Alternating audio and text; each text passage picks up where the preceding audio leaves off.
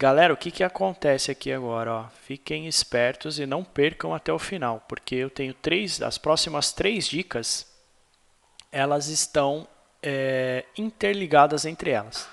Então, para você entender a dica 4, você vai precisar entender a dica 3. Para você entender a dica 5, você vai ter que ter visto a 3 e a 4. Então, se você estiver aí assistindo aí no nosso canal do YouTube e assistir a 3 primeiro, obrigatoriamente, se vocês quiserem saber o final do exercício, vai ter que assistir a 4 e 5, tá bom? Fica a dica aí para vocês. Nas próximas dicas eu vou falar isso também aí de novo para vocês, tá? Dica 3 aqui, ó, vou passar aqui para vocês rapidamente, ó, como é que a gente utiliza a ferramenta Download Tool, ó, tá? A utilização básica dela, tá bom, gente? A mais simples que tem, configuração mais simples que tem é a gente pegar algum dado da internet, alguma informação da internet aí para trazer para dentro do workflow, tá? No exemplo aqui que eu estou dando para vocês, eu peguei uma URL aqui, ó.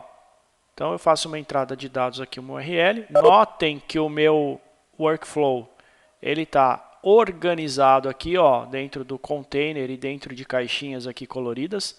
E em cada caixinha eu dou uma instrução do que está sendo feito em cada processo. Então essa também é uma forma aqui de boas práticas para vocês implementarem no workflow de vocês e deixar mais organizado, tá? É muito legal, né, Thales? Quando a gente chega num projeto, que a gente vai pegar o projeto de alguém, ou que a gente abre um workflow, ele está organizado e a gente consegue entender qual foi o raciocínio da pessoa aqui. Então, dessa forma, a gente consegue colocar aqui algumas informações dentro das caixinhas. Todas essas caixas coloridas aqui, ela é a ferramenta aqui, ó, do Documentation, é esse comment, tá? Então, eu encapsulei todas elas dentro de um container e cada passo aqui, ó, eu faço uma descrição do que vai ser feito aqui na ferramenta. Bem básico, mas dá para vocês incluírem mais informações aqui. Então, nossa entrada de dados aqui é uma URL lá do Banco Central. Ó. Eu vou pegar aqui e vou mostrar para vocês. Ó. É uma URL lá do Banco Central, onde eu vou pegar a informação, eu vou baixar um CSV com a cotação de dólar desse período aqui, ó, de 1º de janeiro de 2020 até 9/7 de 2020, que é a data de hoje. Provavelmente já tem lá no site deles. Se não tiver, vai ficar em branco, mas não tem problema. Tá? Mando aqui, então. Então, eu tenho a URL aqui, né? Com a informação de onde eu vou buscar o meu CSV. Ó. Ele vai gerar um CSV. Então, eu tenho aqui ó, o HTTPS, né? O local, o site, né? Aqui o método, que eu estou pegando, isso aqui é uma API, né? Uma URL, uma API. O método que eu vou gerar um CSV, né? Fechamento de moeda no período, né? E aqui o código da moeda, 61, é o código da moeda de dólar lá para dentro do Banco Central. Data início, data fim. E aí, ó, criei aqui uma entrada de texto com essa URL. Tá? Próximo passo, ó, eu coloco uma ferramenta de download e olha que simples que é eu executar essa ferramenta de download. Ó. Aqui no field, ó, eu coloco qual é o campo que está aqui, ó, URL. Então, o mesmo campo da entrada. Ó. Então, selecionei aqui o URL, encode o URL text, e aqui embaixo ó, eu marco ele como um temporary file. Temporary file, ó, tá? O que ele vai fazer? Ele vai gravar um arquivinho temporário para mim. Ele vai lá naquela URL, pega aqueles dados, executa lá no site e gera um arquivinho temporário aqui para mim. Na sequência, o que eu faço? Eu coloco um Dynamic Input. Ó, no download, só mostrando para vocês, ó, eu só configuro isso. Tá? Aqui no headers eu não tenho nada, payload nada, e no connection ó, nada também. Tá? Se eu quiser fazer alguma utilização de outros recursos aqui, né? Por exemplo, uma API que tem uma entrada de dados aqui, alguma coisa nesse sentido, eu posso configurar aqui as outras informações. A connection também, se eu tenho que utilizar um usuário e senha, né? Eu posso incluir aqui o usuário e senha do meu login. Para a gente aqui, para esse exemplo, eu não preciso. Então, eu gero um arquivo temporário, faço uma entrada dinâmica, ó, lendo aqui ó, um ponto barra e o nome do um arquivo qualquer aqui CSV. Tá? E aqui ó, no List Data Source, eu seleciono aqui o Download Temp File. Vou executar aqui para vocês verem. Ó. Executo. Ele vai ler aqui a URL, ó, passa pelo download. Ó, aqui, ó, 130 registros. Vamos lá. Ó. Sair daqui. Ó. Ele me dá um download temp file. Aqui ele mostra onde ele fez o download do arquivo. Ó, tá? Tem um caminhozinho aqui. Ó. Tá? Então ele grava lá num arquivo temporário, ó, C program data alteryx engine, ó, ele gravou um temporário. Com a ferramenta do Dynamic Input, eu pego ele no próprio diretório, ó, ponto barra, aqui eu li um CSV qualquer, só para ele ter como base, mas ele vai lá dentro do diretório e traz o arquivinho que ele gerou para a gente. E aí, ó, ele já leu o arquivo, ó, e fez a quebra para mim aqui, ó.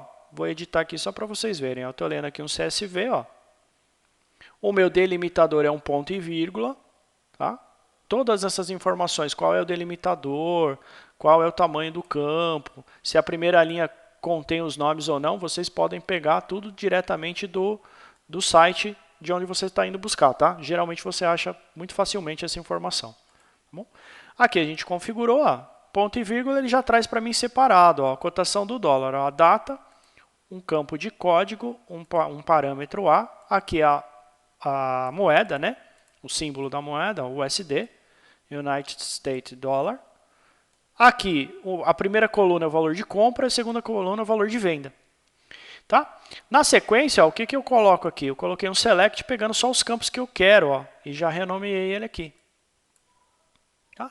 Então, ó, na ferramenta Download, já fiz o download, e agora aqui para frente, ó, pessoal, eu estou preparando os dados que eu vou utilizar na minha quarta dica. Tá bom? Então, ó, aqui simplesmente já fiz o download, já peguei a data aqui, o valor de compra, o valor de venda, e estou fazendo alguns tratamentos. Ó. Transformei a data aqui para um formato de data, que ela veio como uma string, ó, 02012020. Eu transformo ela aqui, ó, pegando um substring dessa data e transformando ela aqui, ó, no formato alteryx, ó, 2020 mês dia, e transformo ela em data. E aí sim ele passa a ser um formato de data aqui para a gente. Mais um select aqui, ó, tirando a minha data antiga, deixando a nova e só reposicionei ela aqui para cima. Nova data, compra e venda. Tá? Se vocês notarem aqui, ó, eu tenho as datas, ó, 2, 3, ó, o dia 4 de 5 de janeiro eu não tenho, 6, 7, 8, 9, 10, 11 e 12 de janeiro eu não tenho. É sábado e domingo. Então, sábado e domingo eu não tenho cotação de dólar. Na saída final, a gente tem isso aqui, ó. Nossa saídinha final, um CSV aqui, né, com a cotação do dólar certinho. Porém, eu coloquei mais uma informação aqui embaixo, ó, pegando somente a primeira e a última data. Ó. Primeira data lá da minha URL é a data inicial, ó, 2 de janeiro de 2020, e a minha data final, 9/7 de 2020. E gravei aqui uma saída, ó, um CSV somente com esses dois campos, data inicial, data final. Então, minha terceira dica, eu paro por aqui na terceira dica, ó, ferramenta Download, recebe a URL, configura um arquivo temporário e logo na sequência você faz um Dynamic Input aqui, lendo o seu arquivinho que acabou de ser baixado lá no seu diretório temp. Tá bom? Aqui o restante foi só para a gente preparar o que a gente vai utilizar na próxima dica. Então, essa saída aqui de dados da dica 3, ela vai servir como entrada da minha dica 4. Tá bom?